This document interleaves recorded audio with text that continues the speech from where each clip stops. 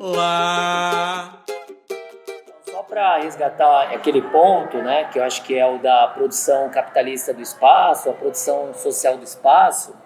Então são duas noções importantes que a gente traz aí de referências, né?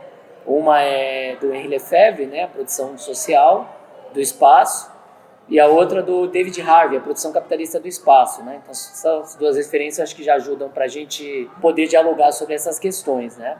Primeiro entender que o espaço não era uma coisa, ou não era algo, vamos assim dizer, pensado com profundidade, né? E o espaço ele é muito importante. A sociedade que nós vivemos é uma interação entre espaço e tempo e espaço. Então, quando a gente pensa em tempo de deslocamento, por exemplo, que é o tempo de circulação que a gente tem numa metrópole como São Paulo, é sempre tempo e espaço, certo? E o tempo ele está muito vinculado às condições existentes nesse espaço. Então, vou dar um exemplo, né? Então, eu cresci aqui na Coab 2 Itaquera, né? Já vivo aqui há 43 anos. E só no ano 2000 foi inaugurada a estação de trem José Bonifácio, que era para ser metrô. Companhia do Metropolitano, metrô. O projeto inicial do metrô era para chegar a Guaianazes. Por que o metrô não chegou a Guaianazes? O metrô, qualquer observador atento consegue perceber que as primeiras linhas do metrô, a linha azul, depois a linha vermelha, que hoje é chamada de linha 3, né? Mas as duas primeiras linhas do metrô construídas, elas atendem uma área da cidade que é o centro, e já era uma área valorizada da cidade, né? Você tinha, enfim, uma classe média, uma pequena burguesia, enfim. Então o metrô, historicamente, é um transporte que não chega nas periferias, ou veio chegar muito recentemente. Vocês fazem ideia, por exemplo, quantas estações existem na periferia de metrô, na periferia de São Paulo? Apenas 5 estações, quer dizer, agora recentemente com a Jardim Colonial acho que aumentou, né? Com as estações do monotrilho aumentou um pouco mais, né? As estações na periferia, deve estar em torno de 7 ou 8 estações, né? Mas na realidade, o transporte metropolitano do metrô foi pensado para atender inicialmente majoritariamente a classe média, que é constituída também de trabalhadores, né? Mas trabalhadores com um rendimento mais, né? Entre aspas, médio aí, em comparação a outras classes, outros setores. Por que eu falo isso, né? Porque a questão do espaço ela é fundamental, né? Na sociedade, não vivemos sem o espaço, né? Então a moradia ela é um espaço, a escola é outro espaço, né? A educação, uma ocupação cultural é um outro espaço, quer dizer, cada espaço é resultado de um conjunto de relações sociais. Quer dizer, relações sociais produzem espaço o tempo todo, ou se apropriam de espaço, criam espaço e recriam espaço, né? Isso é importante enfatizar, né? Então, nesse sentido, né, quando a gente trata das questões da relação centro-periferia, obviamente que não se resume apenas a isso, mas só de imaginar que existe uma relação contraditória entre centro e periferia pressupõe o quê? Quem consegue majoritariamente morar e trabalhar no centro e quem mora na periferia que tem que trabalhar no centro, né? Muitas vezes, né? Porque não consegue emprego onde mora, há muitos poucos empregos na periferia. Para vocês terem uma ideia, isso é dados do mapa da desigualdade de São Paulo, né? Que é produzido pela Rede Nossa São Paulo, né? Ele traz um índice que é bem interessante. Por exemplo, a Barra Funda é o distrito com a maior concentração de emprego por habitante. Barra Funda é um distrito pequeno, em comparação a outros distritos, dos 96 distritos da cidade de São Paulo. Então você tem uma concentração de emprego muito forte no centro expandido, agora mais recentemente ali, tanto na Paulista, mas também na Berrini, né? Na Avenida Luiz Carlos Berrini, mesmo no Itaim Bibi, né? Que é diferente do Itaim Paulista. Acho que isso já resume bem a cidade que nós temos, né? E em contraposição à cidade que nós queremos, quer dizer, o Itaim Bibi é o centro financeiro, o mais novo centro financeiro de São Paulo, da metrópole de São Paulo, se somando aos outros centros financeiros, como a Paulista, e você tem o Itaim Paulista aqui, no extremo leste, também com uma série de carências, né? Longe do centro, né? Com uma série de carências, e basta também pegar um outro dado desse mesmo mapa, que a gente percebe quem são os habitantes da periferia, além de serem majoritariamente trabalhadoras e trabalhadores de baixa renda, Claro que tem alguns com rendas médias e tal, mas a gente tem também majoritariamente uma população negra que vive nas bordas de São Paulo, na periferia do município de São Paulo. Então esse é um dado de São Paulo, por exemplo, Jardim Ângela, no extremo sul. Há em torno do último mapa, 60% da população ela é negra, entendendo negros, negro, né, categoria negro, como a junção de pretos e pardos. Então essa foi uma sacada do movimento negro no Brasil, diferentemente, por exemplo, do movimento negro nos Estados Unidos, que é um movimento preto, né? Então a população preta nos Estados Unidos ela é minoria, em comparação ao conjunto da população. Aqui não, é a maioria quando a gente considera o negro. Pretos e pardos, entendendo o pardo também como negro, né? E o preto retinto, né? Que obviamente acaba, em alguma medida, sofrendo também mais com o racismo, né? O racismo pela cor da pele, entre outras coisas, né? Mas a população negra vive, se você pegar os principais distritos das periferias, tanto o sul como o leste, ou mesmo o noroeste, você vai ver que majoritariamente passa dos 50%, né? A população negra que vive nesses distritos, né? Enfim, alguns distritos menos, né? 45%, mas enfim, se a gente pegar uma soma geral da população periférica com a população negra, a gente vai ver que é a maioria, né? Dá para fazer essa conta também, né? Mas no geral é isso, né? A junção de um país, né, que teve mais de 360 anos de escravidão, né? Então não dá para entender o Brasil sem entender a escravidão. É um país que sai do período colonial, com 400 anos de período colonial, quase 360 anos de escravidão, e cai na condição de dependência, né? Então o que a gente precisa encarar é a condição de dependência do Brasil, uma economia subordinada, né, subalterna em relação ao imperialismo, né, as economias centrais do capitalismo, seja Europa, Estados Unidos, né, ou até o Japão, parte do Oriente, mas Europa e Estados Unidos, ao imperialismo.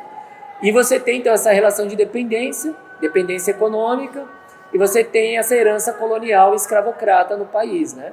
E ao mesmo tempo, então são 3 teses do Caio Prado Júnior, né, que elas são atuais, né, no seu livro Formação do Brasil Contemporâneo. E aí você tem a outra, que é a dinâmica interna no Brasil, na sua formação social, foi determinada pelo exterior, pela demanda externa, né? Quer dizer, essa lógica que a gente ainda tem forte no Brasil do agronegócio, de produzir produtos primários exportadores para exportação. Então você produz laranja, né? Planta e colhe laranja, exporta e importa o suco de laranja. Estou dando esse exemplo só para tornar didático o que eu quero dizer. Produzimos suco de laranja hoje no Brasil, mas é isso, né? Você produz uma matéria-prima para um centro industrial e vai comprar depois aquele produto. Então isso gera desequilíbrios, né, na balança comercial, né? E é aí que a gente entende a economia, a gente entende por que no Brasil você tem um rebaixamento dos salários. Então, na média, é muito louco, né? Porque a dependência econômica no Brasil, vários autores estudaram isso, Caio Prado Júnior, Rui Mauro Marini, né? Com a teoria marxista da dependência, né? Vânia Bambirra, enfim, Teotônio dos Santos, entre outros, né? A teoria da dependência, todo esse debate, né?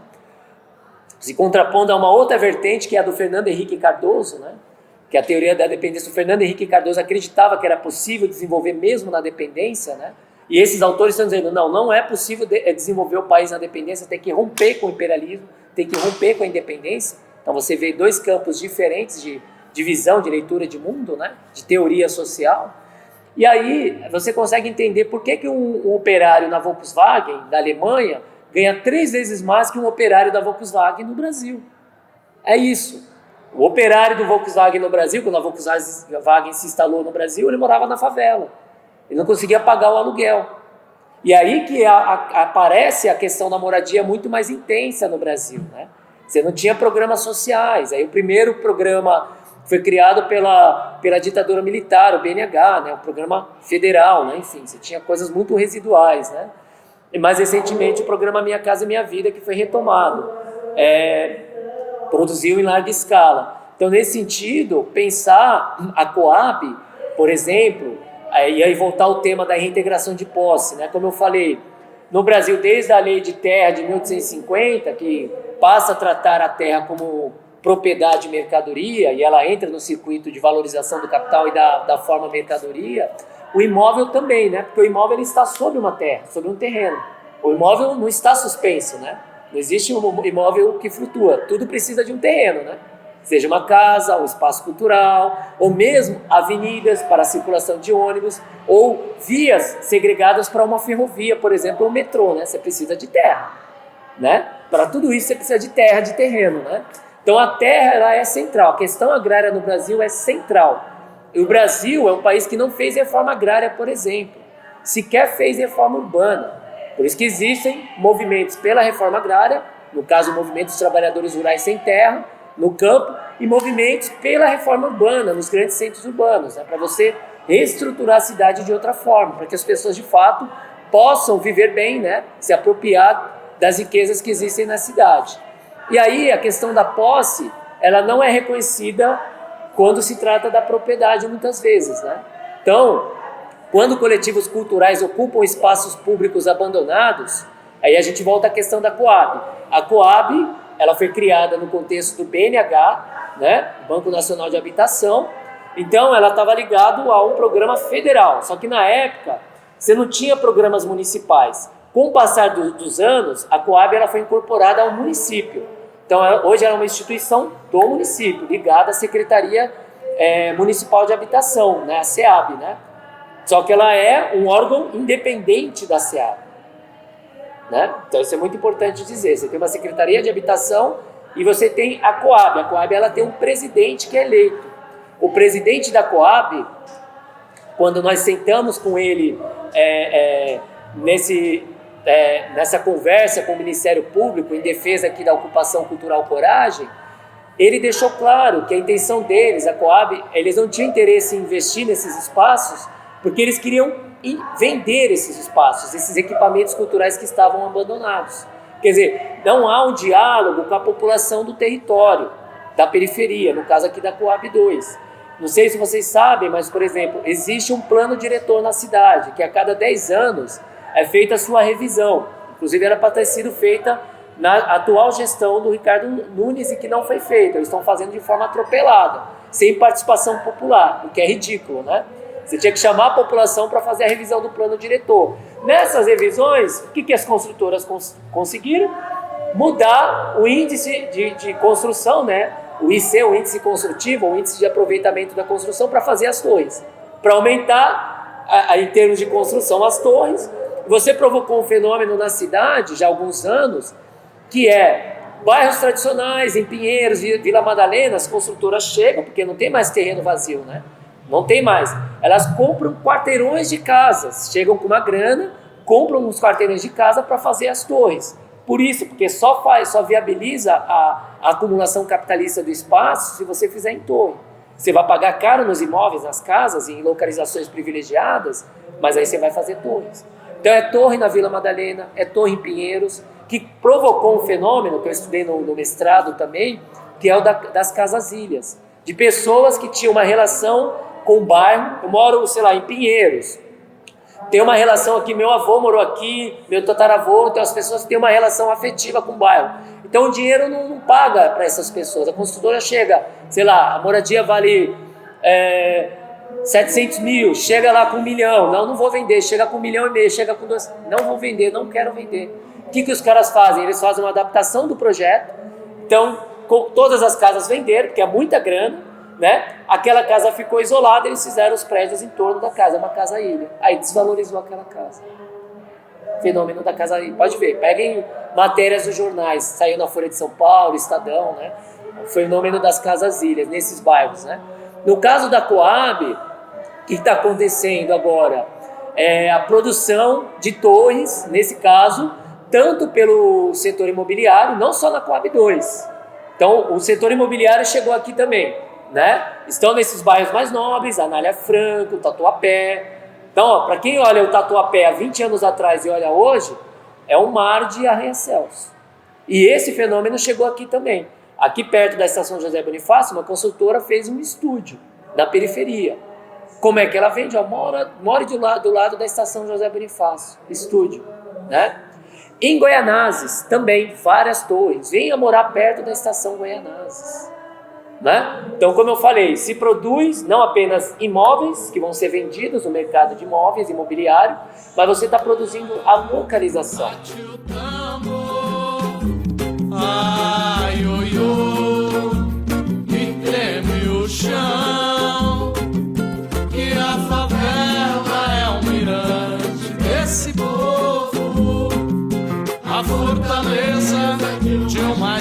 engenho